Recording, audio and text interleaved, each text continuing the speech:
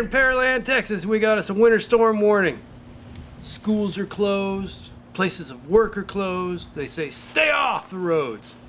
So we're taking this opportunity to do that grand experiment where you have a boiling cup of water and it turns into snow. How cold is it out here? It's what, 30, what is it, 34? 35. 35? Holy. We better hurry up before we freeze to death out here. Let's make some snow.